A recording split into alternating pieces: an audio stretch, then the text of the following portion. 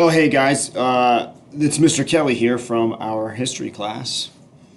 The purpose of this video is to go over the Reconstruction test, tough ones. I'm going to pick out 3 or 4 of the questions that, as a class, we did not get correct at least 75% of the time. So a bunch of people missing these questions. If you missed questions on the test, chances are it's one of these questions. It doesn't have to be, but there's a good chance that it is. So I'll just kind of talk our way through it. To be honest, most of the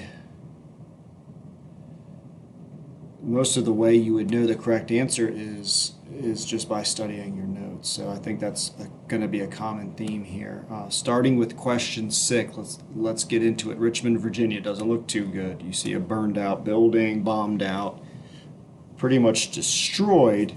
Which effect of the Civil War is illustrated?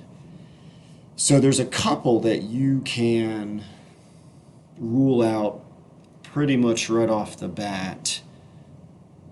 Like pollution, I see that as an answer choice. Probably this was not due to pollution.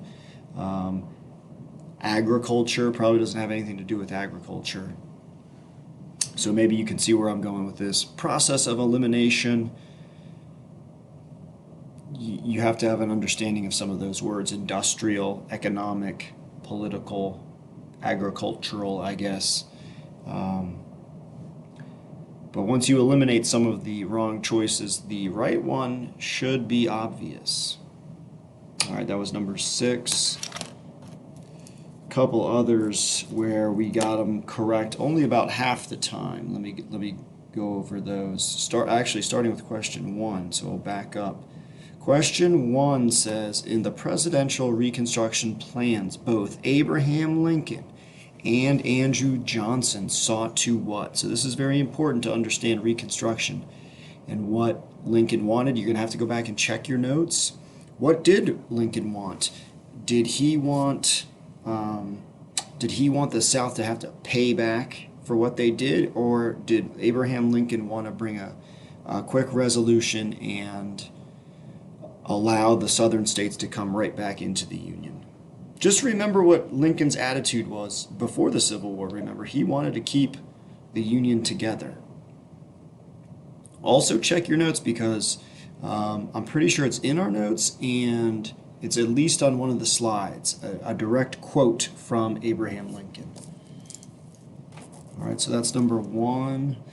We did number 6. Let's go down to number 9. Was a tough one.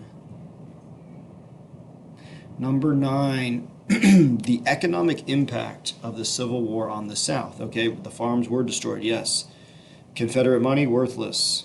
Loss of slave labor, yes. So, which completes that list? Which of these things? A, early industrialization. Well, what do we know about the South? Was it agricultural or industrial? Were the southern cities destroyed? Didn't we just see a picture of Richmond? Were the railroads expanded? Well, we did take notes about American industry, and where were most of the railroads, north or south? And then low rate of inflation. I mean, that kind of looks tempting, but it's not in our notes. We didn't talk about inflation. There you go. There's your answer. I don't think this is such a tough question, so let me look at another 1 or 2 questions. There was one question here I heard a lot about, and that was the immigration question. So let's jump down there. It's 19. Okay, so a lot of people were talking about this one, but it's a slightly higher. 67% of us got it correct. An immigrant comes to the United States in 1900, and what does he say? So the question is really not about what the person would say. It's, do you know who is coming to the United States in the 1900s? So you always have British people coming here. You always have Irish people coming here. You always have, and you had Germans coming. But remember, they were in the first wave, and that's when there were mainly British, Irish, Germans coming. So not that you don't have those people still coming, but not as many of them are coming by the time we get to 1900. You should have read something in your notes, taken notes, that once you hit 1900, the majority of your immigrants are coming from Southern Europe and Eastern Europe. So then it becomes a geography question. Do you know which of these countries is Southern Europe or Eastern Europe? All right. So those are 4 tough ones. They should help you. Any other ones that you missed, remember, use your test strategies. Scratch out the ones that don't belong,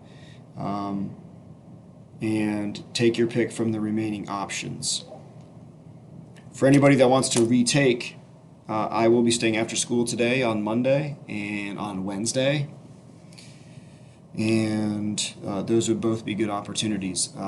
I will not be in advisory, so yeah, advisory is also an option. Just you won't be able to get any help from yours truly. Guys, have a great Valentine's Day. Have a good class today.